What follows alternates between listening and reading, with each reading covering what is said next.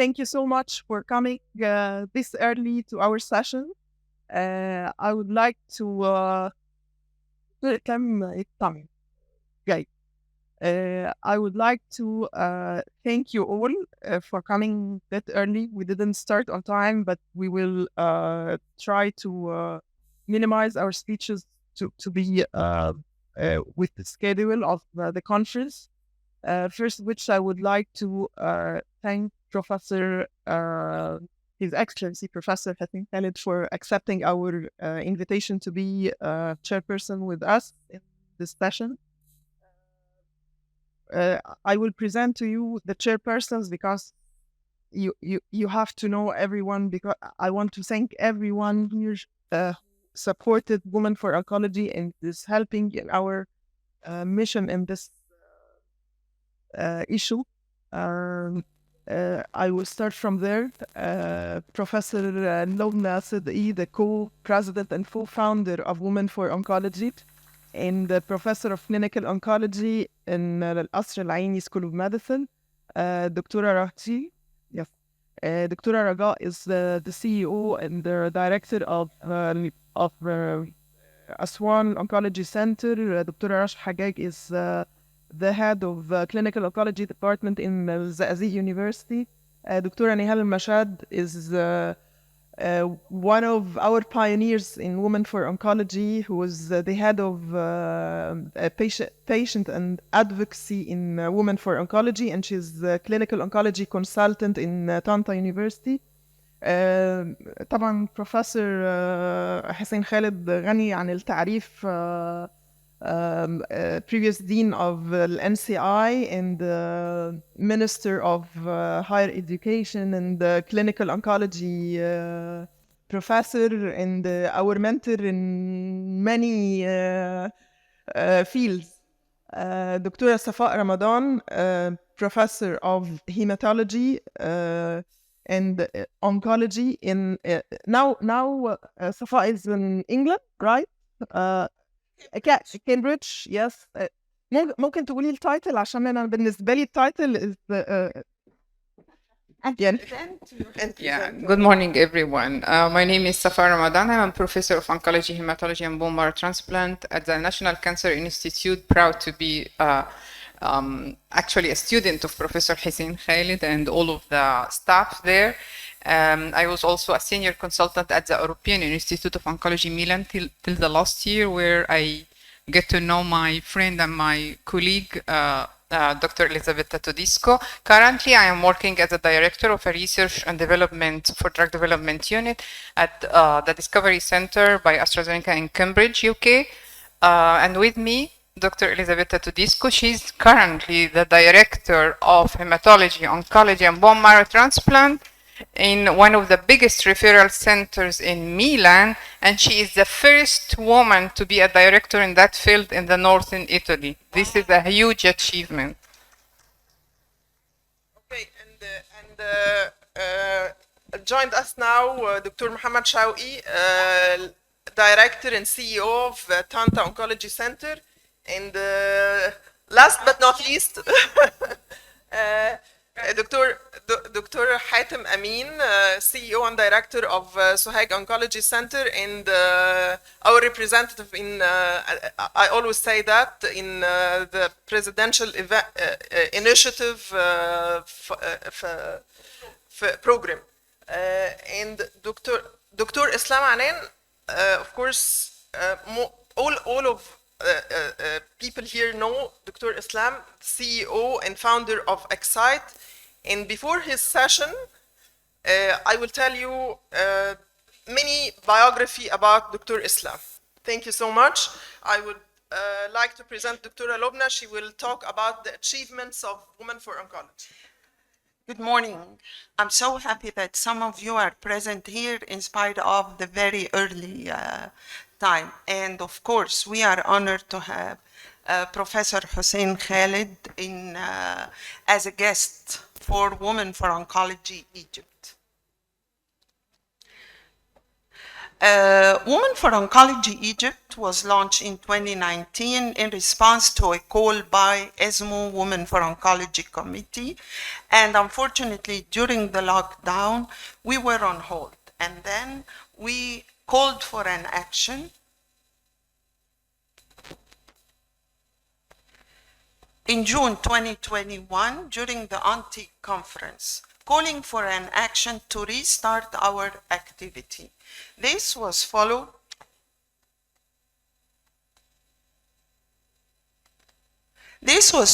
by official accreditation of Women for Oncology Egypt by the ESMO Women for Oncology Committee during ESMO 2021.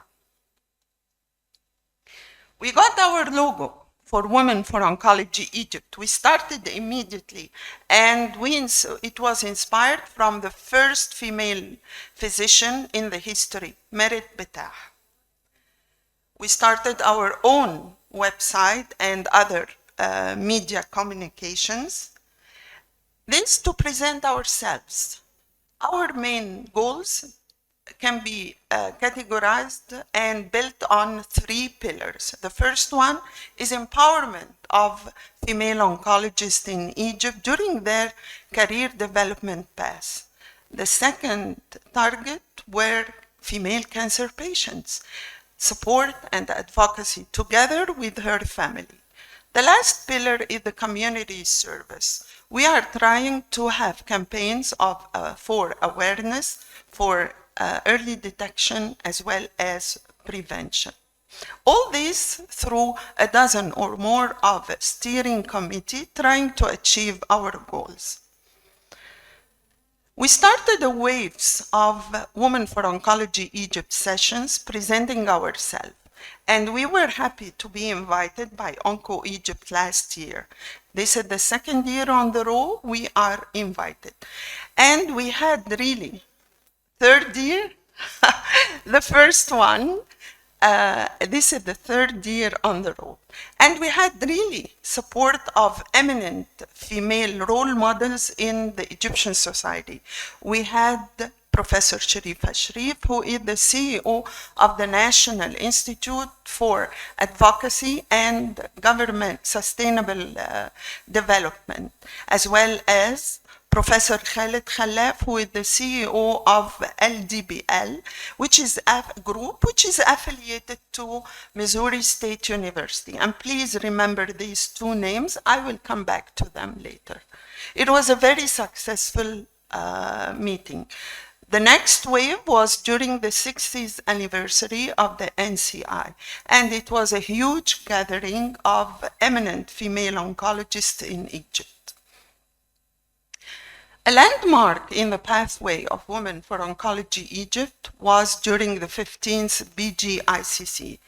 There was a networking between national, regional, and international eminent female oncologists in the field. Actually, we hosted eminent oncologists from the JCC, Saudi Arabia, with a special emphasis, as well as North Africa. In addition to eminent names in oncology in the, let me say globally. We had Sandra Swain and Hopi Rugu on behalf of the American Society of Clinical Oncology, Edith Perez on behalf of NSABP group, which is the most common group for breast cancer research. Our last wave was in Aswan during ASU 12th Oncology Center anniversary early in this year. It was hand in hand actually, and a very nice opportunity to start our collaboration with MOH cancer centers. And Aswan Oncology Center director, the previous director, Dr. Mohammed Shawi, as well as the current director, Dr. Raga, they were kind enough to host this, our first awareness workshop early in the 2023. We interacted very much with the female patients, their families, and actually we were very impressed by the oncology center. At the same time, we have been invited by the National Council for Women during their campaign to combat violence against women, which is in association with the UN Women. Back to IBDL, as well as the National Institute of Governance and Sustainable Development, they granted Women for Oncology Egypt with 2 fellowships. 2 of our candidates have been nominated based on inclusion criteria set by the institution, and actually they went through a very tough program, and we are honored that they succeeded at high distinction, and they were nominated this during the Executive Women Leadership Program. At the same time, our relation with ESMO, Women for Oncology, continued. We have been invited at the Egyptian chapter to present Women for Oncology Egypt experience during the ESMO Women for Oncology virtual roadshow, hosting female oncologists from Southern Eastern Europe and the MENA region. It was a very nice international networking. We gained experience and we presented ours. Also, we have been invited to attend this year's ESMO Women for Oncology Forum virtually. We continue to have international and national agreements of collaboration with different organizations. We have been presented to the International Board for Certification of Trainers, who accepted to accredit several centers in Egypt to train, qualify, and certify trainers of Women for Oncology Egypt as a beginning, and then it will spread out. WOW, Women in Oncology, as I mentioned before, the National Institute and IBDL, they granted us with fellowships. If that's enough? No, we have more treasures in our treasure box. We have short-term plan to activate more steering committees like research and education with clinical training programs. We are maintaining our Women for Oncology Egypt waves as well as awareness workshops. We have a long-term goal. We achieved some, but still we need to outreach for Africa to have more activation of our national network collaboration. What we succeeded in is that we paved the way and we delivered the message to our female oncologists in Saudi Arabia. And they are launching their Saudi Women for Oncology organization in Jan 2024. I like very much this photo. It's very inspiring to empower women, Egyptian women. Thank you, and please visit our website and register. Thank you.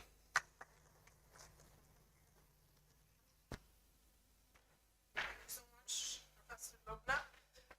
And now, because we are talking about women empowerment, and with us is Elisabetta, I would like if you can talk about your experience for 2 minutes or 3 minutes to empower the females in our session. In English, of course, they will all our whoops, all our doctors and pharmacists. Sorry. No, it's okay.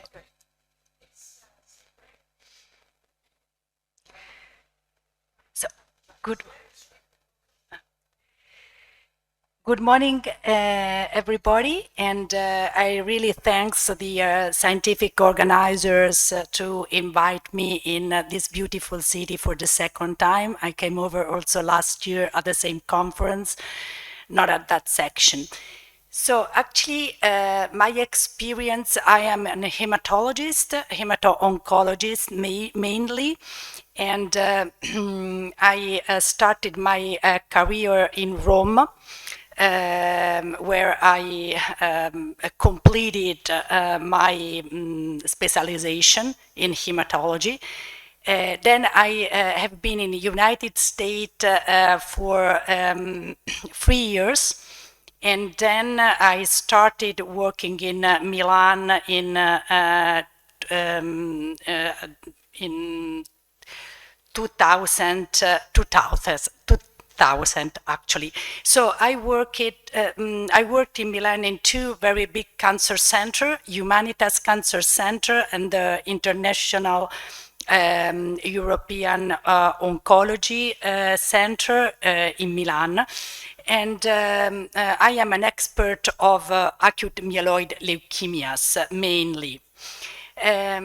And at a certain point, I had the opportunity to lead an hematology oncology department and stem cell transplantation. So I became the director of this department. And being the first woman in the north of Italy, one of the few women with this role. And actually, it was a surprise also for me because it was not, I actually always performed my job with a lot of humanity. It's a kind of passion, big passion for me, because I think that women are very I mean, they are a caregiver because we can have children, and so we live. We are important people inside the family, and so the caregivers is something that comes out from our soul in a very natural way. So oncology patients are patients that really needs a lot of humanity. They really needs to be very close to the medical doctor. The most important thing in our job is talk to the people. So it's empathy. So be able to communicate with them. And I think that women are very capable of doing that. Maybe, I don't know why, but it's our personality that we share, even though every woman is different from another one, but absolutely our common denominator is the caregiver. So actually we are medical doctor in the soul. So actually I think that most of the time, I mean, this is a type of job that it is like a mission.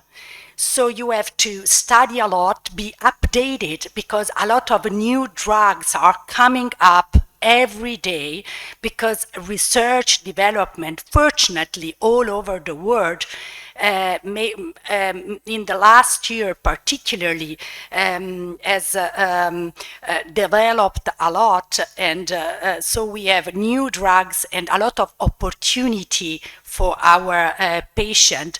But this is a job where you have, okay, to study, be updated, and study a lot, but in the same time, you can do research, but you have a second plan. So you have research, and in the same time, that the most important thing, you have your patient and the relationship with them.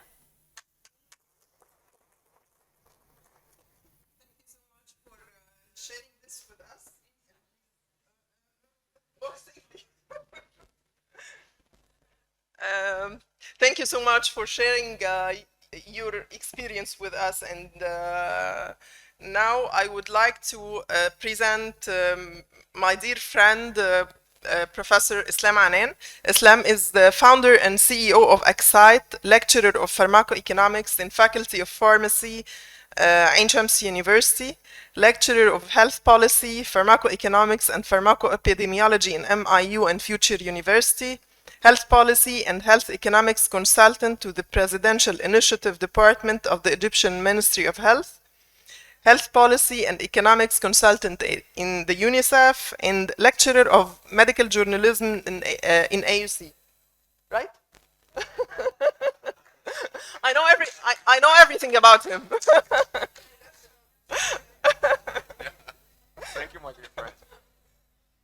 Thank you for the marvelous introduction. I really appreciate it. And good morning, ladies and gentlemen.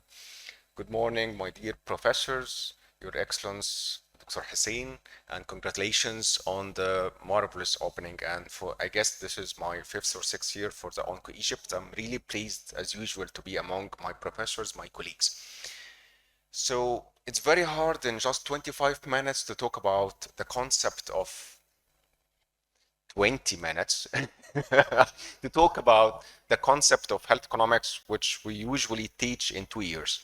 So I figured that it's gonna be easier can I present some case studies regarding health economics.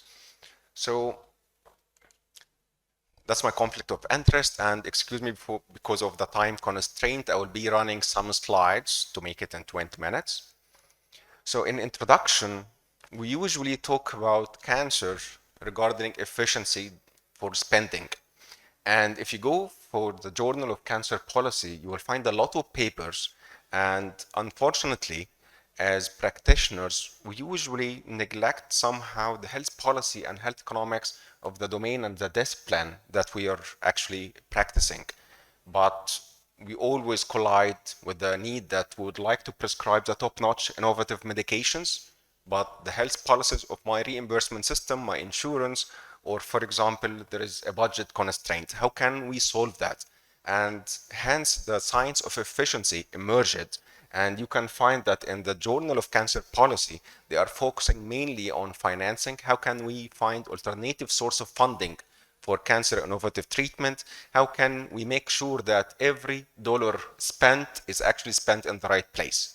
And you can find that the model, the recent model in the Journal of Cancer Policy, is focusing on economic evaluation and budget impact analysis and finding alternative source of funding for health financing.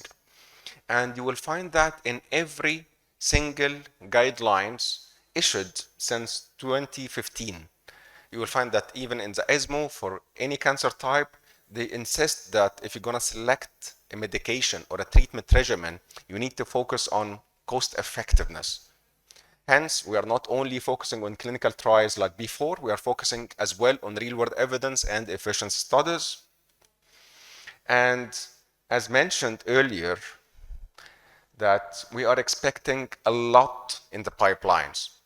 And we are spending almost this year $200 billion on oncology medications. And hence the health economics and technology assessment have been established, and we are lucky here in Egypt, and I guess it needs celebration as well. And I would like to take this opportunity to congratulate Dr. Lobna on the marvelous achievement for Women for Oncology, and also to mention that one of the achievements for Egypt in leadership of health economics, that we were the first country to actually establish health technology assessment and health economics in Egypt in 2015. So some case studies. And we do have a big problem when we are talking about the CAR T cell therapy for large beta cell lymphoma patients. And in Canada, they face the same problem as well. And usually when we are faced with this problem, we all the time think about price. What will be the price per medication, per patient, that whether we can afford or not. So since it's a new treatment, it's a very expensive one. The immediate budget is actually questionable, always from the PT committees. And the high cost of CAR T cell therapy means that sometimes patient will be left behind, but sometimes we need to select, we can for some time select high-risk patients for CAR T cell. So the summary of the study they have done in Canada is, it is cost effective. However, we need to select only relapsed patients, but not for first line. They found that for first line, it's not cost effective. But this is for Canada, maybe in some other countries, because we do have different pricing strategies for CAR T cell, that it can be cost effective in another country. So the study managed to segment patients based on health economics, whether this patient will be eligible for CAR T cell therapy or not. That's one of the most famous case studies this year. Another one for the precision diagnostics. And we know now that precision diagnostics is the top-notch innovative technique for diagnosing a lot of cancer, especially for precision medicine.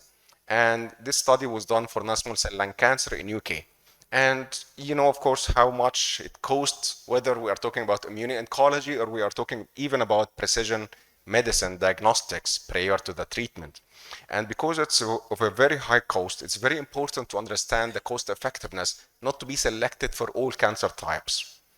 And the summary for the cost effectiveness published this year in UK that diagnostics, it's still expensive in terms of cost. However, for some certain patients, it's better to proper diagnose them than actually to empirically treat with any cancer therapy.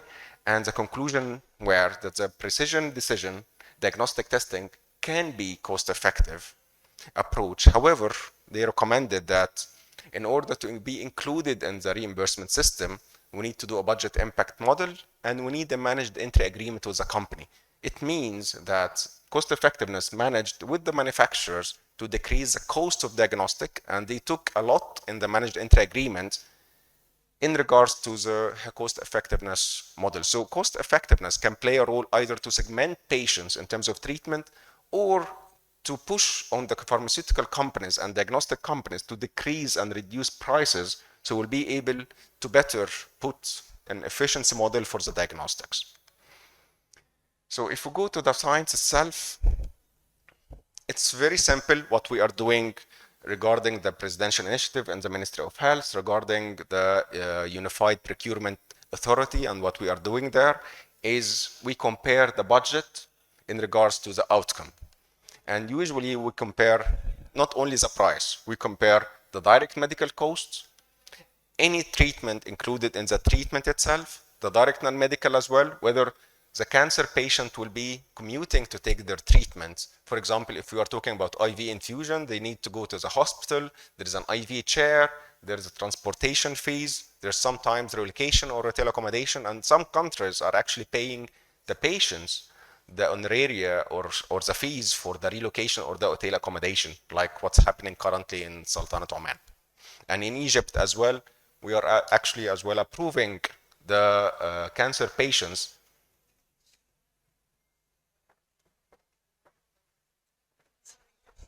No worries.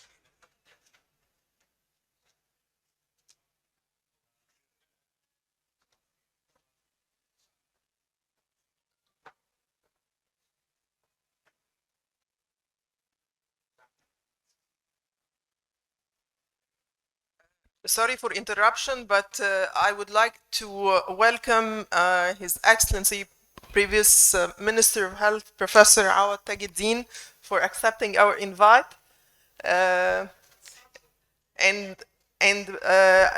our president consultant for health issues. And thank you so much for coming with us in the Women for Oncology session, Professor Awad, and it's our honor to have you with us. Sorry for interruption, Dr. Islam, and let's continue the presentation. So as we were continuing, so what we are doing in the presidential initiative in terms of health economics, for example, or for cost categorization, that we are not only depending on the price of medications, we as well depend on the comprehensive cost categorization of direct medical, as I was illustrating, and sometimes if it's a societal perspective, we depend as well on the productivity lost, which we call indirect cost. So we compare the cost. So we are not comparing anyhow currently the price itself to the outcome. And because we are talking cancer and it's a high morbidity, high mortality disease, we are all the time depending on the quality adjusted life years. So we compare the cost with the quality adjusted life year, and just a very simple approach that why we are actually depending on the qualis is we depend on mortality endpoint, which is usually the life year lost, and in oncology we depend on the overall survival. But morbidity is as well a very famous endpoint, an important endpoint as well. So it is measured by quality of life, but in oncology it's a progression-free survival. But how can I actually combine the life years and the quality of life in one single unit? Hence, we are calculating it based on QALYs, quality adjusted life years. So if you look at the guidelines I was referring to at the ESMO or any guidelines for cancer in the previous 10 years, you will find that we are not anymore depending on the clinical trials only, which what we call an efficacy studies. recently we depended as well on effectiveness real-world evidence studies, which is the registries we are doing. Hence, it's very important to have registries for cancer, and hence we do have the strong registries for the Presidential Initiative for Cancer. But from 1993, which is very recent, any guidelines, you will find that they added another E, which is efficiency. So currently, if we would like to make any adaptation for the guidelines or for the clinical protocols, I was even lucky to attend the Egyptian Council for Health, invited by Professor Hussein Khalid. And as they were actually adapting the clinical treatment in Egypt, they will depend as well on clinical trials. It's a real-world evidence as well for tracking, and you need as well to put the aspect of health economics, which is efficiency. A very famous rule, if you would like to adapt the clinical guidelines in your hospital, is you can take clinical trials as is. Efficacy studies can be extrapolated. So regardless the clinical trial is done in Italy, it's done in Spain, it's done in the US, you can just simply take the endpoints to Egypt. But if it's a real-world evidence, effectiveness studies, it's better not to take a study done in another country and replicate it or take it as is. But if it's a health economics, efficient studies, you cannot. We never take any cost effectiveness or health economic study from another country and just adopt it as is with the same results to Egypt.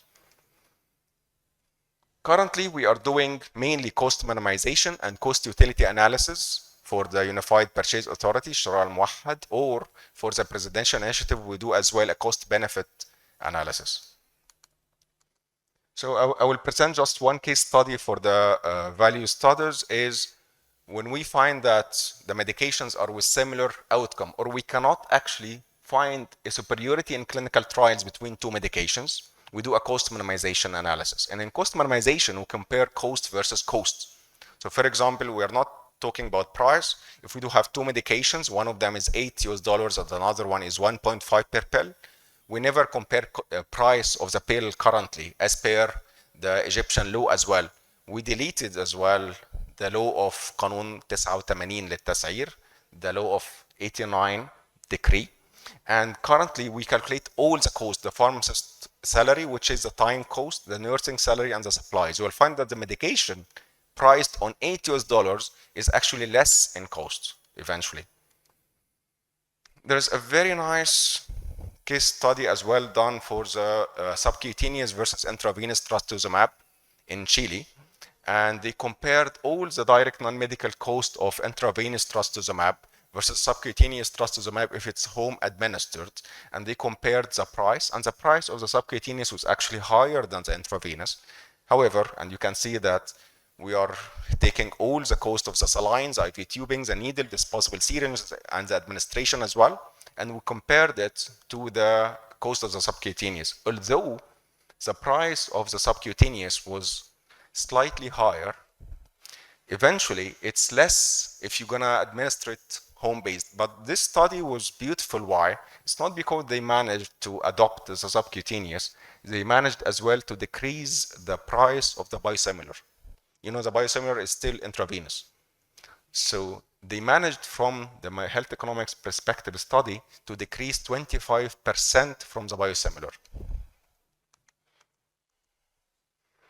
The cost effectiveness studies that we are following depends on the quality. For the quality calculations, what we are doing is, and this is just an example for the patient chart, we compare the utility of the patient to his life year. Utility is a quality of life. So imagine that this is a single patient chart, and he got cancer at the age of 40 and he died at the age of 41. If so, there is in literature two medications, medication A and a medication B. We found in literature medication B will prolong overall survival till 60 years. So we are talking about 20 years extra survival, and there is a treatment C which is a 10 years more, but it's a better utility or a better quality of life. So the healthcare question will remain, should I adopt B or C? What we are doing is, because we cannot take only survival, it will be B, and if we take only quality of life, it will be C, that we need to generate QALYs. Of course, it's not that simple, but just as a concept, we calculate area under the curve, and you will find that C generated 5 QALYs versus B, which generated 4 QALYs. Of course, there's another step, which is the cost. we compare the quality generated from any cancer treatment to the cost. I will jump to the last case study, which is what we have done in the breast cancer initiative. So I will jump this one. Yes.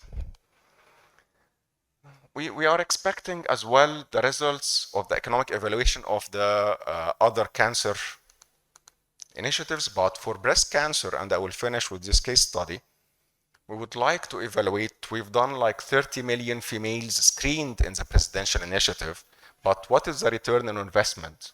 If we screen 30 million females, do we have any return on investment? And second, what will be the cost benefit? Should we continue actually screening for breast cancer? And third, what will be the continuation time for breast cancer screening? So we do have a big burden coming from the high incidence and prevalence of cancer. And this is the first step if you'd like to run any presidential initiative, to understand the epidemiology and to know that you do have a significant epidemiology in terms of incidence, prevalence, remission rates, and mortality. And of course, these numbers are currently updated. We are talking about almost double these figures, which is issued last month. So we do have high incidence, high prevalence, and we do have high burden. From a cost calculations for the burden of disease, we are talking about a $3 billion burden every year because of cancer. This is Egypt only, not global. Egypt only, there's a burden of $3 billion every year. And to understand whether we can screen or not, we need to make sure that we do have screening tools, which is cost effective. We do have subjects easily attainable to find or to detect, and what will be the cost. So whether we are screening or early detecting, it's an early detection. And all the time, early detection is a better approach to start before the screening itself. And all the time ask about the screening costs, setup costs, staff training, call-up procedures, counseling. What is the cost of finding one treatable case? We need the answer to that. What is the cost in order for one person to benefit from the presidential initiative? And what are the potential savings which might result from the screening? What is the cost effectiveness of the screening program, the cost benefit, and the sensitivity analysis? How? What we are doing is we run a decision tree based on two scenarios. First one is we run the screening, what will be the results? And second, hypothetical scenario, what if we didn't do the screening itself? And we depended in the decision tree on the primary care investigation, so there is no mammogram for all. And if so, at risk, it will be the oncologist physical examination, pathology and biopsy, and finally, the stagings. And the other one is we are talking about there is no cancer, what will be the cost? Of course, in here, it's better because we are saving a lot of money of the screening cost itself, but we are discovering patients in the late stages. We run for the cost benefit analysis a Markov model, which is patients are healthy going to breast cancer stage 1, 2, 3, and 4, and finally the stage of death.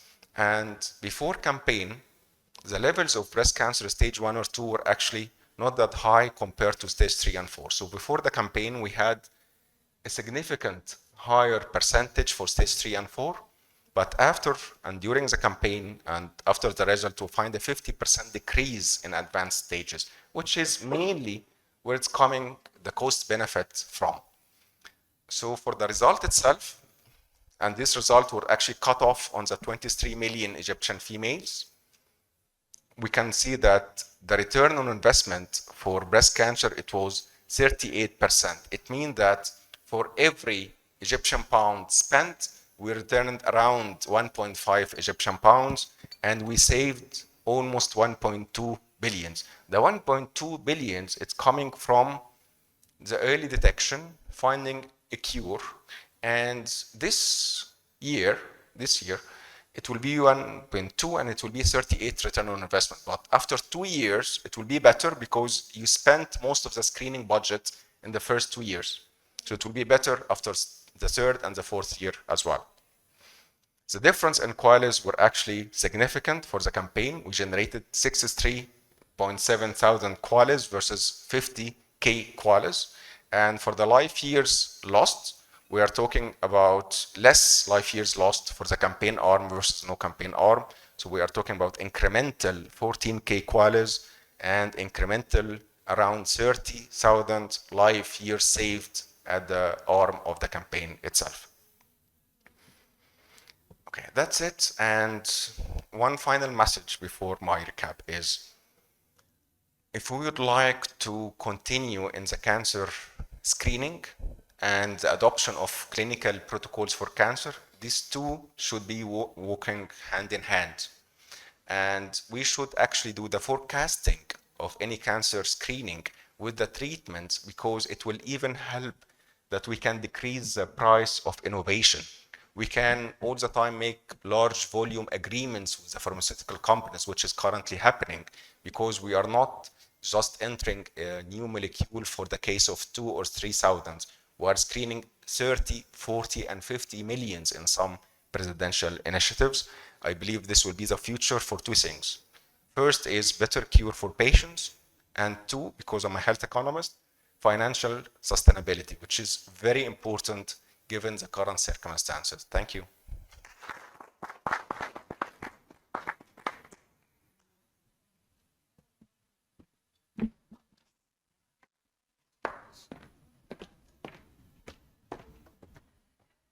Thank you, Dr. Islam. You are really an asset to health economics.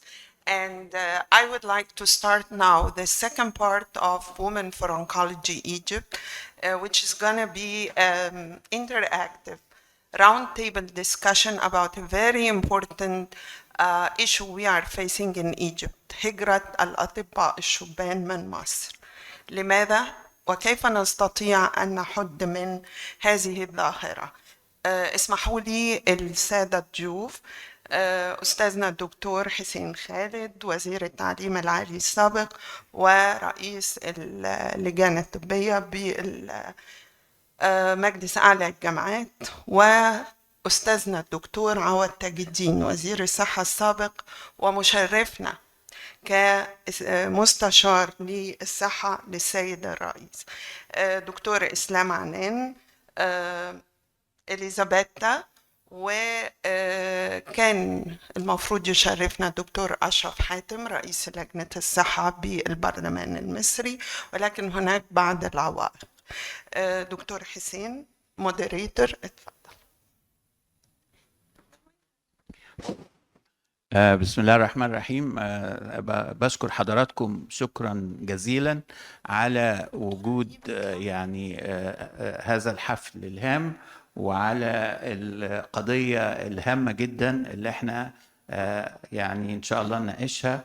وطبعا شرف ليا وسعادة وجود أستاذنا الأستاذ الدكتور عوض تاج الدين وزير الصحة والسكان الأسبق ومستشار السيد رئيس الجمهورية لشؤون الصحة.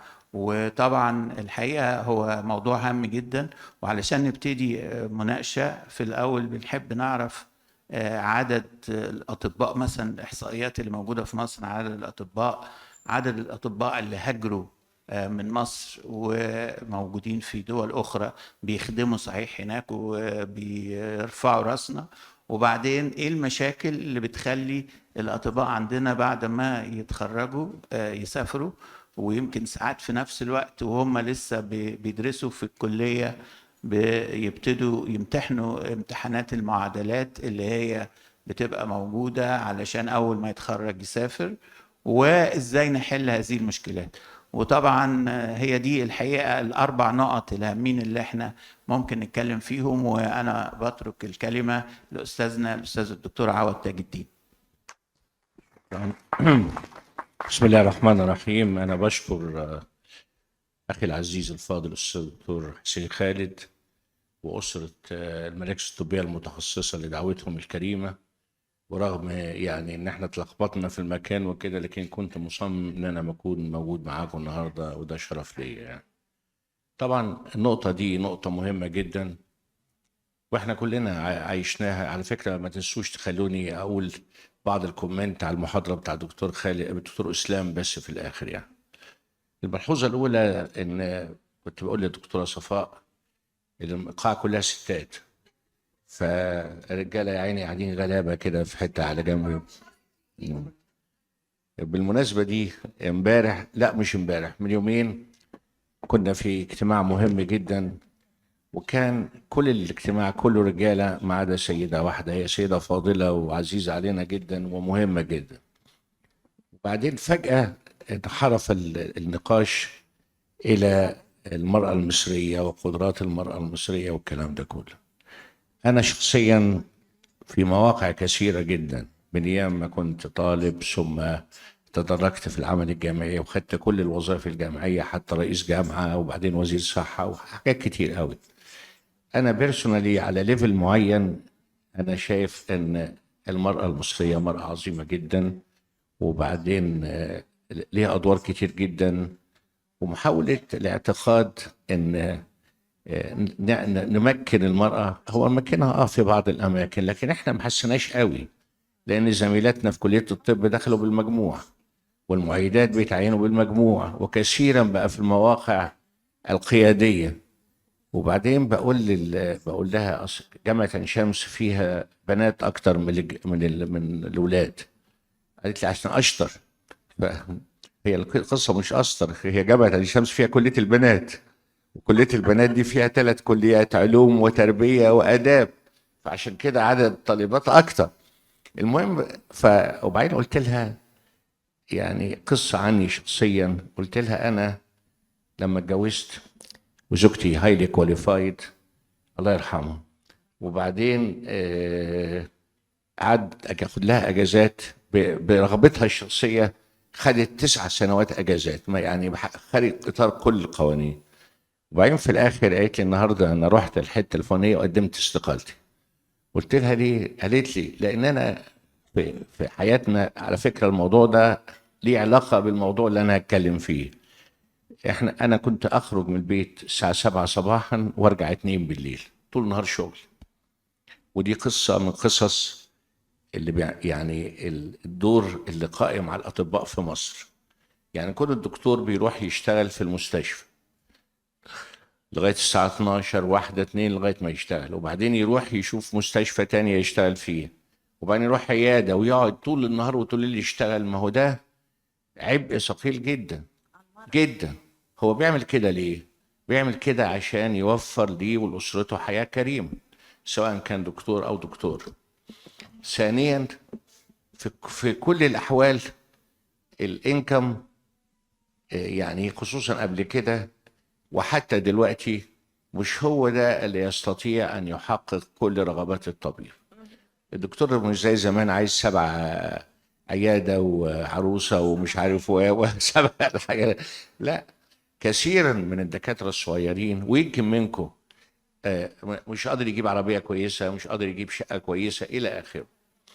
يعني دكتور اسلام بيتكلم على الكوست او الميديكال كوست او التكلفه الطبيه او تكلفه الرعايه الطبيه، وده الحاجه الجديده. احنا زمان ندخل عيال المستشفى ونحسب الدواء بكام ومش عارف ايه، والدكتور بيعمل عمليه مجانا، خصوصا المستشفيات الجامعيه او المستشفيات الحكوميه. فاذا العبء اللي على الدكتور عبء ثقيل جدا. وهل ده بينعكس على حياته؟ طبعا، حياته الاجتماعيه وحياته الزوجيه وحياته الترفيهيه، كل ده طبيعه العمل بتنعكس عليه. عايز اقول لكم ان هذه القضيه يعني في خاطر وبال القياده السياسيه المصريه بدون شك. وانا دائما مش عايز اقول ان انا منحاز للدكاتره، لان دي طبيعه خلاص، دي بروتت في الواحد. لكن انا دايما في نقاشاتي حتى مع السيد رئيس الجمهوريه بنسعى ازاي نحسن احوال وطبيعه عمل الاطباء دايما، وحققنا انجازات في هذا هقول لكم عليها.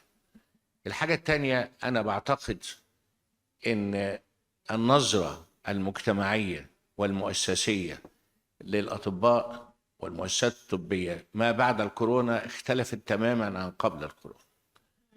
ليه؟ ال4 سنين بتوع الكورونا 20 21 22 و23 برضو للسنه دي اللي احنا فيها، الحقيقه يا جماعه المؤسسات الطبيه المصريه والكوادر الطبيه وعلى راسهم الاطباء يعني قابلوا بلاء حسنا ورائعا ومتميزا بجد يعني، وضحوا. يعني احنا عندنا حوالي 600 ويمكن اكتر دكتور ماتوا في الكورونا، وجزء من الكوادر الطبيه ماتوا لانه خدوا انفكشن. طب ما كانوش بروتكتد، حتى لو بروتكتد يعني الدكتور نعمل مستشفى عزل مثلا زي عندنا في جامعه عين شمس مستشفى العبور او صدر العباسيه، والدكتور يلبس اللبس وكل حاجه، واول ما يطلع على اوضه الدكاتره يروح قلعه ورميه وهو في انفكشن في اللبس، ده كان المفروض مثلا يعني. لكن في الاخر هو ما بيديش فول بروتكشن، فالدكاتره ضحوا. طب ايه المشكله؟ انا سئلت سؤال مباشر، هم ليه الدكاتره بيهاجروا؟ اللي هي موضوع الموضوع او بيستقيلوا. 4 حاجات. الجزء الاولاني انا هخليه اخر حاجه، اللي هو الدخل. طبعا الدخل مش موازي، يعني الدكتور اسلام هو بيعمل حسابات ما حطش الفيزيشيان كوست، ده بيتحط في امريكا جدا وفي بلاد تانية. فاحنا لما بنعمل حاجه نعملها على ظروف بلدنا. نمره 2، المؤسسه اللي بيشتغل فيها، هل المؤسسه فيها الفاسيلتيز وفيها الاكويبمنتس وفيها الوسائل اللي خلي الدكتور يعمل شغله in perfect way او بطريقه مثاليه؟ لم يكن هذا موجودا في كثير من المواقع. نمره 3، يبقى المؤسسه، وبعدين المؤسسه وبعدين التاهيل والتدريب. كثيرا من الدكاتره النواب في الجامعه بيسجلوا، وبناخد عدد كبير جدا من وزاره، يعني وزاره الصحه ليها برايورتي والجيش ليه برايورتي وهكذا، انما ما بتقدرش تاخد كل الناس. يعني كتير من البنات عايزين يتخصصوا اطفال او معمل، اسم الاطفال في احدى الكليات محتاج عدد معين، ما يقدرش ياخد كل الناس. ففي ناس عايزه تبقى كواليفايد وما يقدروش. فاتحلت دي، اتعملت الزماله الطبيه، واتعمل دلوقتي، والاستاذ الدكتور حسين ليه دور كبير في هذا المجلس الطبي المصري، وده هيبقى فيه تدريب مستمر ويبقى كواليفايد بهذه الشهاده، رغم اللي بيدرسوا فيها كلهم اساتذه الجامعات او مؤسسات ناس كواليفايد. يبقى اذا الراجل عايز يتاهل مهنيا، ما فيش دكتور بيرضى انه معاه بكالوريوس، ما فيش كده، هو عايز يتخصص في الاخر. الحاجه الثالثه التعامل المجتمعي، ظاهره ما كانش بنشوفها قبل كده ابدا. الاجريشن اللي موجود ضد الاطباء وضد المؤسسه. انت جايب راجل ارستد والراجل عمل له ريسوسيتيشن. ما بقولش ان الناس كلها ملائكه، لكن بقول دي واقع وانا بعيشه كل يوم. وبعدين يروحوا نازلين ضرب في الدكاتره والممرضات، ويكسر له مونيتور او جهاز او فنتليتور اللي احنا بنجيبه بطلوع العين، ويكسر المؤسسه. ما كانش بيحصل قبل كده. وحاجات بقى غريبه بتحصل. يعني احدى المرات كان يوم جمعه، دكتور في احدى المستشفيات جه واحد خبط واحد بعربيه، وجاء اللي خبطه جاب العيان، وبعدين عمل مشكله مع الدكاتره، والدكاتره تعاملوا معاه بطريقه معينه وما فيهاش اجريشن ابدا. وبعدين راحوا اما عمل مشكله وكسر حاجه، راحوا عملوا له محضر، واتعمل المحضر مؤسسي يعني مش من الدكتور للراجل. فالتانيين عايزين ينتقموا من الدكتور. الحاجه الغريبه بقى ان الدكتور ده واقف في الاستقبال ومعاه مراته. الدكتور ده معاه مراته في الاستقبال، عملوا قضيه تحرش، حاجه خالص ملهاش علاقه بالموضوع. وتلاقيته بيقول لك في تحرش بمين؟ جاب حد كده ما يعرفوش تحرش بيه. حاجه يعني تعامل غريب. انا اشتغلت في بلاد العالم تقريبا كلها ما شفتش اللي بيحصل ده ابدا. فاذا التعامل المؤسسي، الحته دي بقى عشان اختصر عليكم، احنا بقالنا 2 وانا ليا دور كبير في هذا. عملنا قانون مسؤوليه طبيه، قانون المسؤوليه الطبيه. القانون ده يمكن اشرف مش معانا النهارده، دخل لجنه الصحه في مجلس النواب، وكان فيه تحفظات من وزاره العدل. وانا بتكليف من السيد الرئيس رحت قعدت مع سياده المستشار عمر مروان، هو خريج حقوق عين شمس، وناقشنا الموضوع. والحمد لله القانون اتعمل قانون متوازن، عشان ما يبقى اي حد يعتدي على مؤسسه طبيه او كوادر طبيه يبقى فيه تعامل معاه بطريقه قانونيه وحازمه. فاضل الحاجة الأخيرة في الحتة دي هي الدخل بأي صورة من الصور. دكتورة صفاء، أنت بتشتغلي في إيطاليا مش كده؟ طيب متوسط دخل الدكتور في العادي اللي هو بلاش الجنرال براكتيشنر، اللي هو سبيشالايزد أو أخصائي، في الشهر قد إيه؟ كم يورو؟ كم؟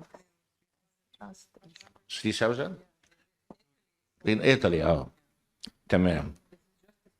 المهم المرتب الطبيب طبعا حاجة قليلة جدا. يعني أنا ابني دكتور وكواليفايد ومعاه دكتوراه واستشاري، ولا مش هقول لكم مرتبه الأساسي قد إيه. فطبعا المرتبات قليلة جدا جدا جدا. طيب هل نقدر نزود دخل الأطباء؟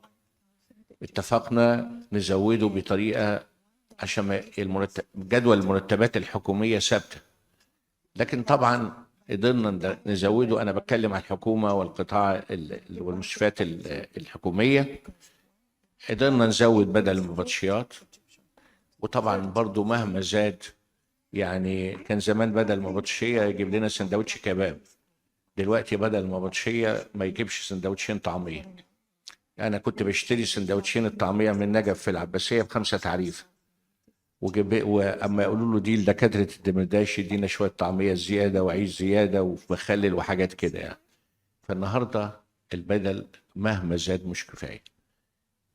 عملنا اقتراحات اخرى ونفذ جزء منها، واعتقد في المؤسسات في المستشفيات بعض المستشفيات التابعه لوزاره الصحه نفذ هذا ونتائجه كويسه جدا. في بعض مستشفيات التامين الصحي، بعض مستشفيات المراكز المتخصصه، اتعمل حاجة اسمها العيادات المسائية.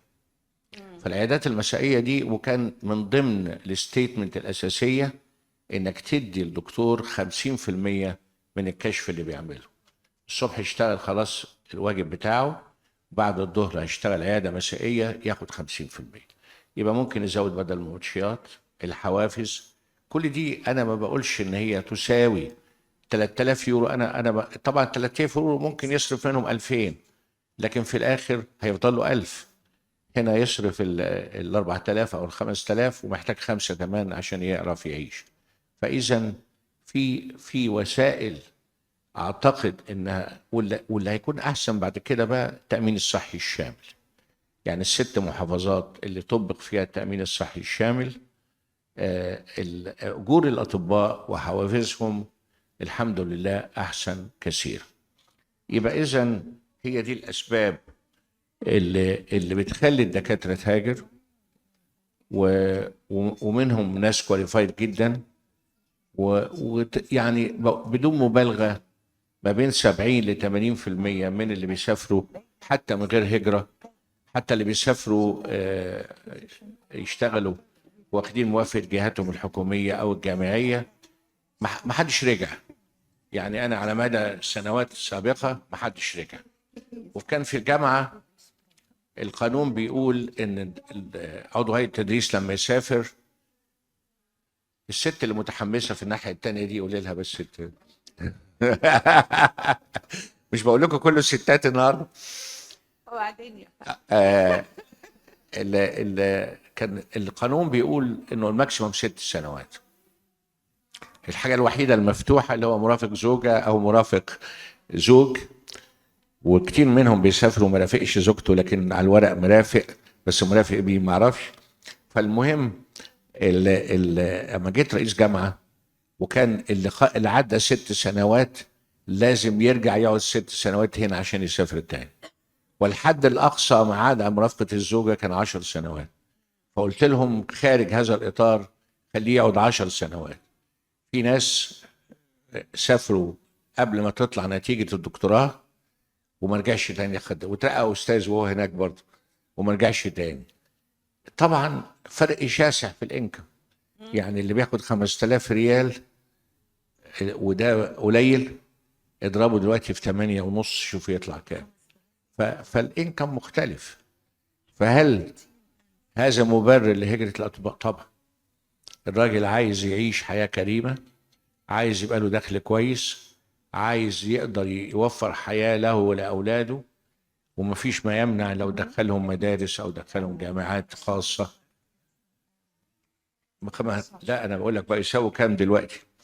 يعني حتى لو هم 5000، هم 5000 كانوا 40000، دلوقتي بقوا 80000، مش كده؟ 5 في 8 ب40، فكانوا زمان ب4 كان ب20. دينار كويتي، لكن في السعودية حاجة لا الدينار ب100 جنيه، 100 وشوية، يبقى اللي ياخد 250 دينار اضربي في 100 بقى، انت ما تقوليش عليهم معلش. فإنما هي دي أسباب حقيقية، جزء منها بيتحقق حقيقي. المؤسسات اتحسنت، اللي قدرنا نعمله أثناء أزمة كورونا ما حصلش قبل كده. أنا من ضمن يعني مش عايز أقول السبب الرئيسي في إنشاء أول ريسبيراتوري انتنسيف كير في مصر، أول واحدة. والفكرة دي جات لي لما اشتغلت في اوبيتال هوتيل دي باريس في فرنسا، وشفت ريامينيسيون اللي هي الانتنسيف كير، وقلت لازم نعمل ريسبيراتوري انتنسيف كير، وعملناها. عملناها سنة كام؟ 84. بعد كده عايزين نجددها ونجدد الفنتليتورز والمونيتورز والكلام ده كله، ما كانش الفلوس كفاية.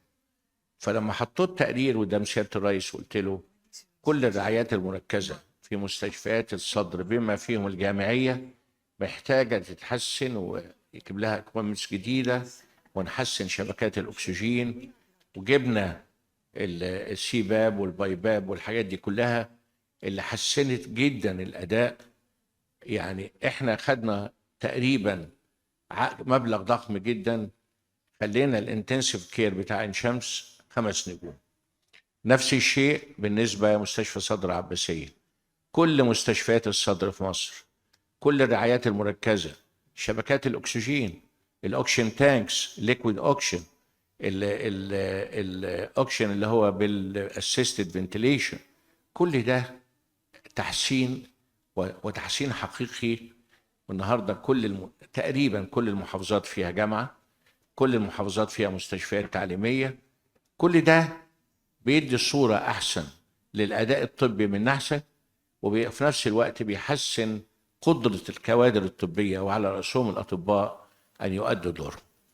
أنا يعني هي العوامل المسببة لهجرة الأطباء لم تزال كلية، لكن أنا حتى للي قاعدين في مصر إن شاء الله بإذن الله تدريجيا، وإحنا بنسعى لهذا كل يوم كل يوم والله. أولا لمؤسسي إمكانيات، دخل، كل ده بنحسنه عشان نحسن الحياة المهنية للأطباء والتي تنعكس عن حياتهم الاجتماعية. بالنسبة للدكتور إسلام بقى، يعني هو اتكلم كلام حلو جدا ومحاضرة قيمة، إنما الكلام النظري شيء والواقع شيء تاني. هذا لن يتحقق إلا ما تتم التأمين الصحي الشامل في مصر. مهما قلنا ما زال النجوع والقرى لازم البرايمري كير يونتس اللي احنا انا اول واحد عملها في مصر، كانت اتعملت ايام الوحدات الريفيه ده من الدكتور النبوي المهندس، وكل وزراء الصحه الدكتور حسين اشتغل وزير صحه شويه على فكره، يعني هو كان وزيرين في وقت واحد. فكل دي بنسعى، لان البرايمري كير هي اساس التحسين الاداء الطبي، هو البرايمري كير. انت عندك برايمري وسكندري وتيرشري. البرايمري يغطي من 70 ل 75% من الرعايه الطبيه. اذا جبت دكتور كواليفايد يؤدي ما نسميه بيزك بنفيت باكج لخدمه العيانين في مربع سكني معين لا يزيد عدد افراده عن 5000، هتقلل البردن. روحوا اتفرجوا، انتوا في منكم كتير في معهد الاورام مش كده؟ شوفوا الصبح، بلاش الصبح، ده الناس بايتين على باب المعهد الاورام جايبين عيانين من جميع انحاء مصر، مش ده اللي بيحصل؟ روحوا شوفوا مستشفى الدمرداش الصبح، الاف، القصر عيني الاف، وما زالت المستشفيات الجامعيه تؤدي دور رائع. هي مفروض تيرشري كير، لكن بتؤدي برايمري وسكندري وتيرشري. فالنهارده لما تنتشر البرايمري كير يونتس او سنترز كواليفايد ليها جوب ديسكريبشن محدد، يعني احنا حاطين في البيزك بنفيت باكج ان الدكتور يقدر يولد نورمال ليبر. طب جاله فورسبس او ابيزيوتومي او هيعمل سيزيريان سيكشن، يروح للسكندري كير. واحد جاله شخص حاله اسكيميك هارت ديزيز، ستيبل هيديها علاج، هايبرتنشن هيديله علاج، دايابيتس هيديله علاج، لكن احتاج يعمل قسطره هيروح السكندري او التيرشري كير. هيعمل اوبن كاردياك سيرجري في التيرشري كير. لما السيستم ده يبقى اتعمل كاملا وفولي امبلمنتد وغطى مصر كلها، انا اعتقد الصوره هتختلف تماما. ادعوا معي ان ربنا يحافظ على مصر ويرعاها في الظروف اللي احنا فيها دي. احنا في ظروف صعبه جدا، واعتقد كلها ريليتد لبعضيها، وبريشر غير طبيعي ببجاحه على مصر. لكن والله بامانه سياده الرئيس واقف وقفه بطوليه. ربنا يحفظه ويحفظ مصر ويحفظنا جميعا، ونعيش جميعا في امان واستقرار، يمكن اهم كتير من الفلوس رغم الغلو اللي احنا فيه والكلام ده. شكرا. بنشكر معاليك دكتور عوض بيه. الحقيقه يعني غطى كل الحقيقه النقط اللي احنا كنا نتمنى ان احنا نسمعها من معاليه ممثلا للقياده السياسيه الحقيقه. وطبعا يعني بالمناسبه ان احنا دي لجنه او جلسه خاصه بالمراه في او Women for Oncology، الحقيقه معانا احد النجاحات الهامه جدا في هذا، وهي الاستاذه الدكتوره ايناس عبد الحليم سياده النائب في مجلس النواب.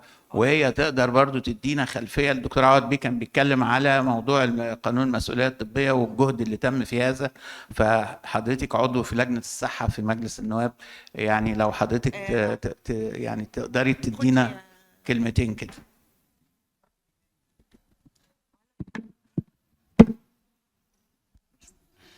ميرسي يا دكتور حسين على المقدمة الجميلة دي.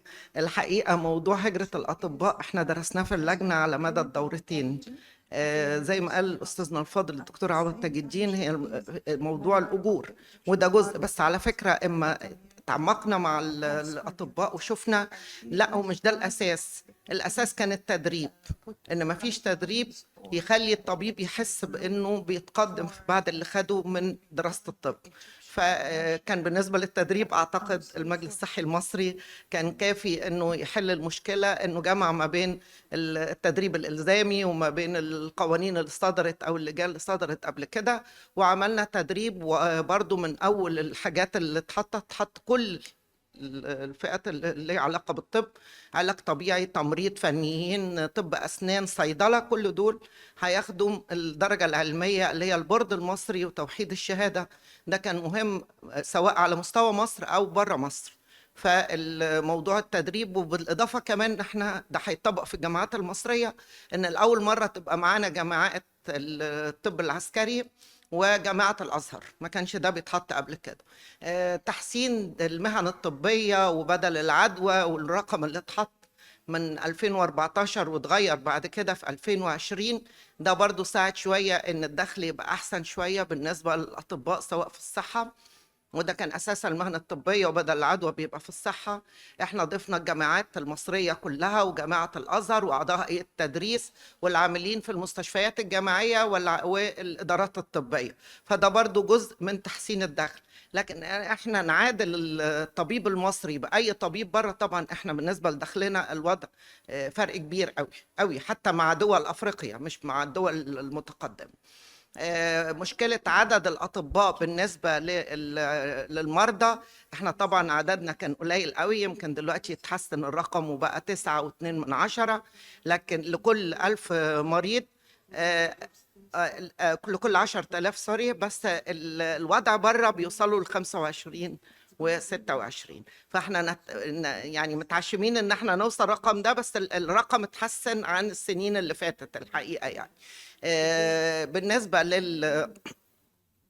للقانون المسؤولية الطبية، الحقيقة هو قانون المسؤولية الطبية المشكلة اللي فيه مشكلة مش ما بتتحلش بقالنا 8 سنين. وزارة العدل أو المحكمة الدستورية مصرة على حبس الأطباء في أي حاجة تحصل، يعني لو المريض او اهله خرجوا من عند الدكتور حتى في عياده خاصه يقدم شكوى، نحبس الطبيب وبعدين نبقى نتفاهم هو عنده ايه.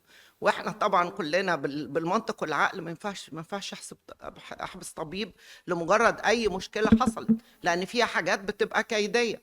وبالطريقه دي يعني زودوا موضوع ان الناس بقت بتعتدي على الاطباء بصوره بشعه ما كانتش بتحصل قبل كده، وما كانش فيه امن. يعني اللي بيقول اصل المستشفيات ما فيهاش امن، اعتقد زمان لما كنا في الاستقبال ما كانش بيبقى قاعد معانا حد الا الممرضات والتمرجيه، عمر ما حد دخل ضرب طبيب. دلوقتي اول حاجه بيعملوها يضربوا الطبيب ويكسروا الاجهزه اللي موجوده كلها، لان ما فيش حاجه رادعه. وبعدين بيخرجوا يعملوا محضر، الطبيب نفسه ممكن ما يكونش عارف ان اتعمل فيه محضر، ويبص يلاقي جاي عليه حكم وعزل من الوظيفه زي ما حصل مع طبيب الزقازيق.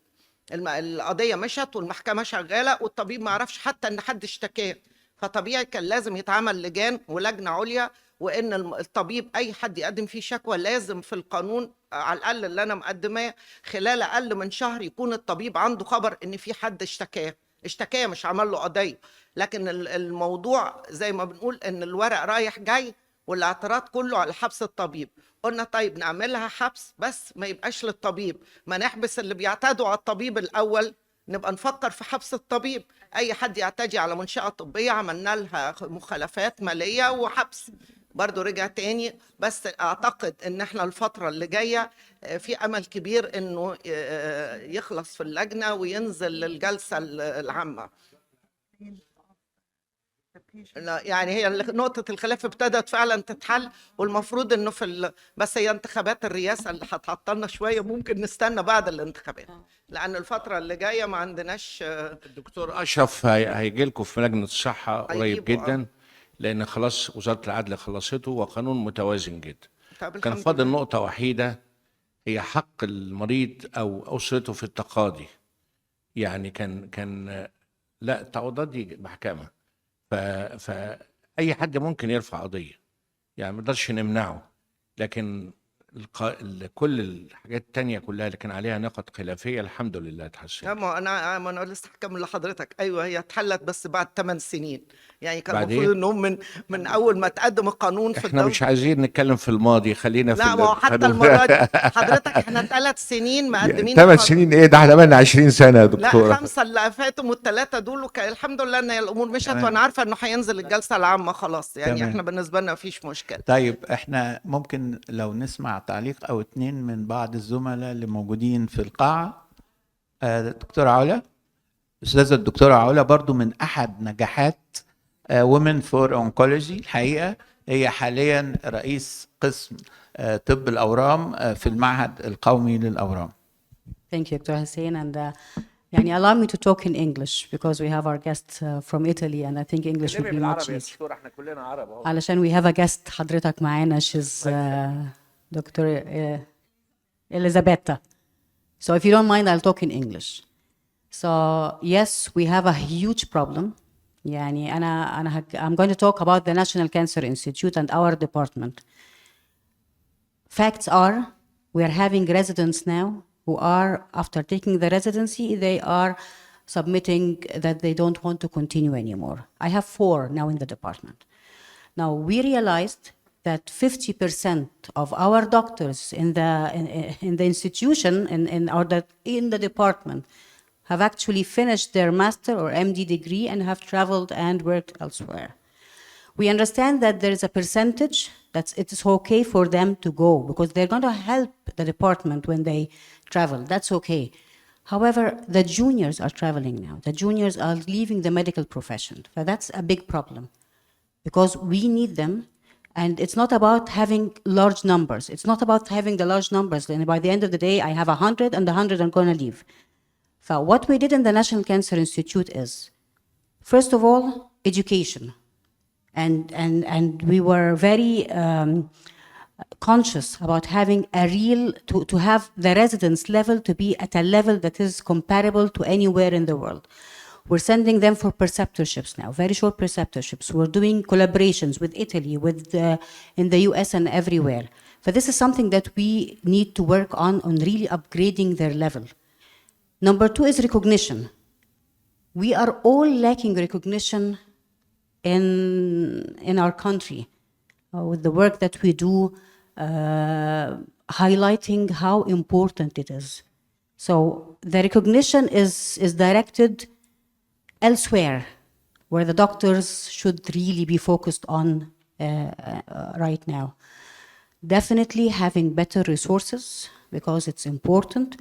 This is something that this is out of our hands. This is something that the government has to decide. And we thank Dr. Hussein, you are one of the people who raised the salaries of the doctors when you were a minister. So this is something that we really need to discuss. So because this is a Women for Oncology session, and we always like to come up with solutions.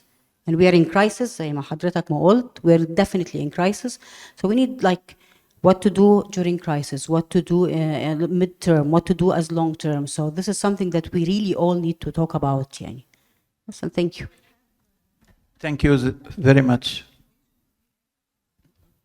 Okay, شكرا. I think I'll enjoy okay.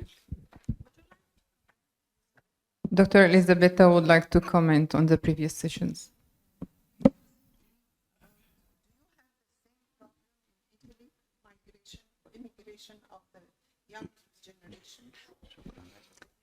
Yes, we do have in Italy a similar problem. Of course, it is not so big.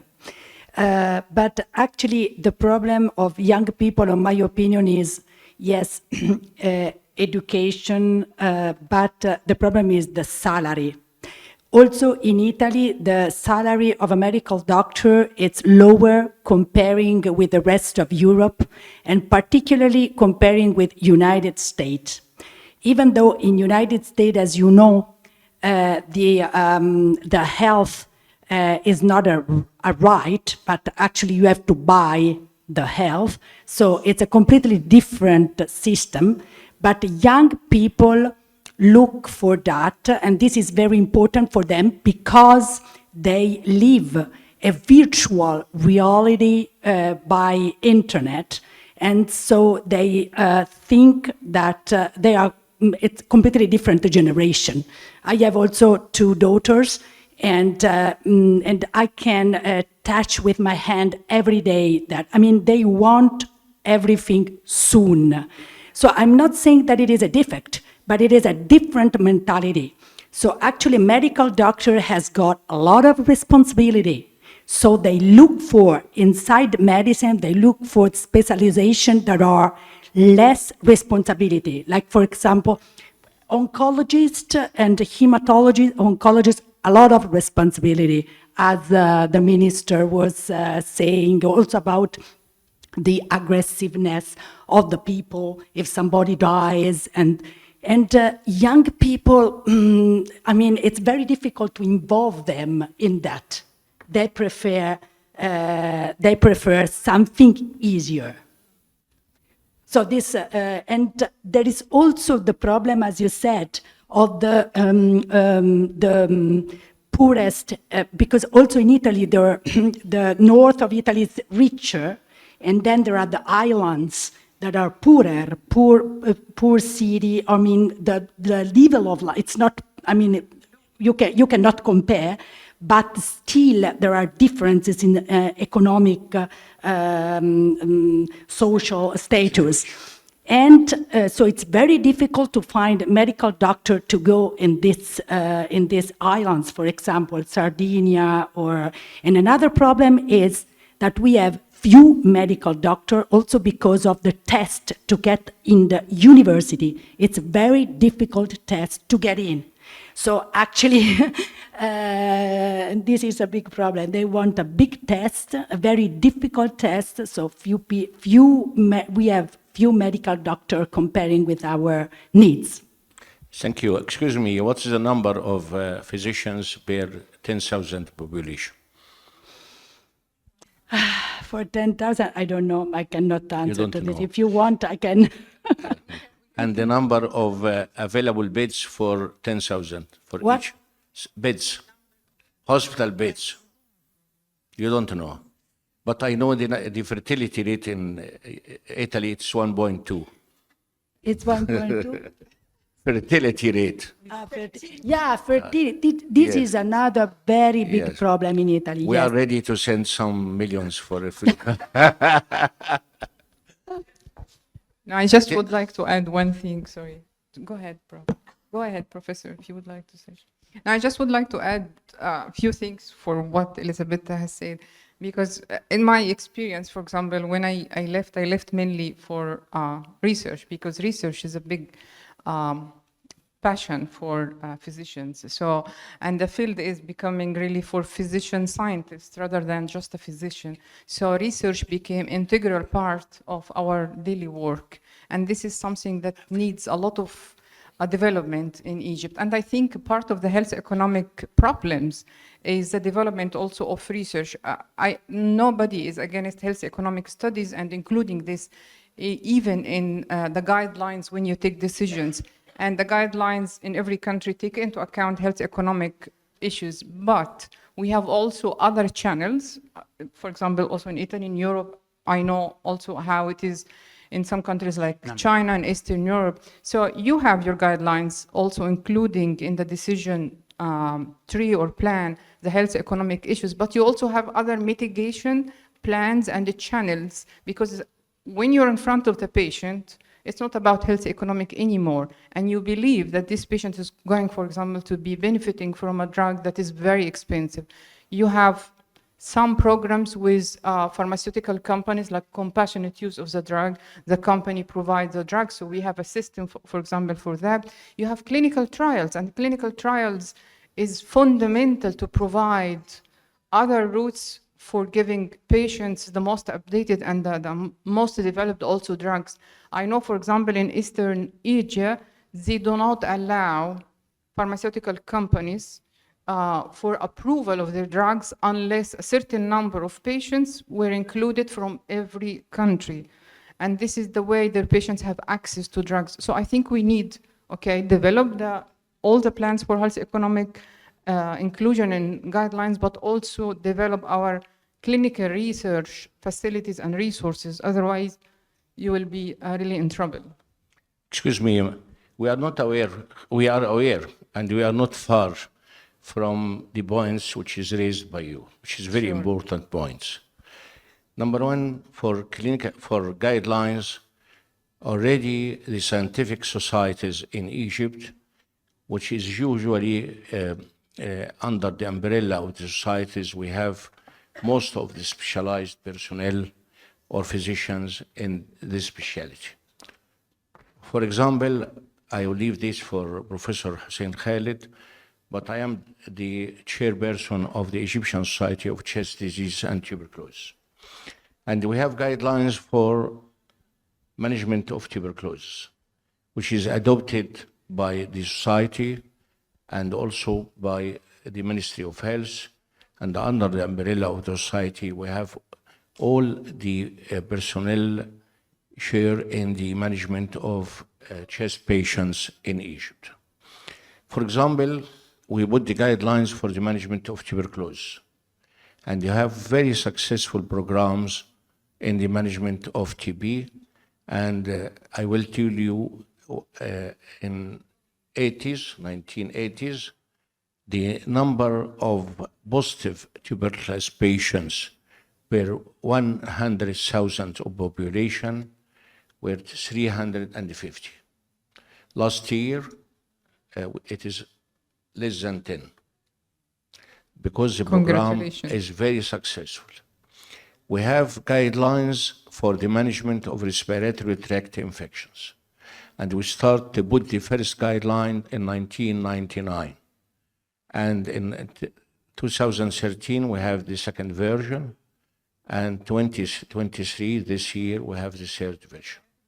We put the guidelines for the management of upper respiratory tract infection, community-acquired pneumonia, hospital-acquired pneumonia, ventilator-associated pneumonia, and HIV-associated pneumonia. So that for these guidelines, you would have to tackle every patient. And now, apart from clinical trials, you have what we call personalized medicine. Because the clinical trials, and usually it is sponsored by one of the pharmaceutical companies, they put the inclusion criteria and the exclusion criteria, and they choose special types of patients for a special type of medication. But when you manage the patient clinically, you have some associated diseases, or what we call comorbidities. Is the patient hypertensive or diabetic or cancer, etc.? And I'm sure that Professor Hussein Khalid and the Cancer Institute of Egypt, they have the guidelines for the management of different types of malignancies. And for example, I diagnose a patient with lung cancer because I do bronchoscopy, and I send the patient for Professor Hussein Khalid, and he managed the patient according, I'm sure from that, according to the guidelines from one hand, and on the other hand, according to the economy of medical treatment. Because you have now very expensive drugs. And if you ask the individuals, when they do the clinical trials, what is the benefits of this medication? The comparison is the life expectancy, which is usually a few days or few months. So that the clinical application and the implementation, and depending on the availability and the affordability, is very important. Thank you. Thank you very much. It is the same in the oncology field. We have guidelines, national cancer or oncology guidelines, and this was implemented since many years, I think since 6 or 7 years. And when His Excellency was the Minister of Health, he pushed us, he encouraged us to do this.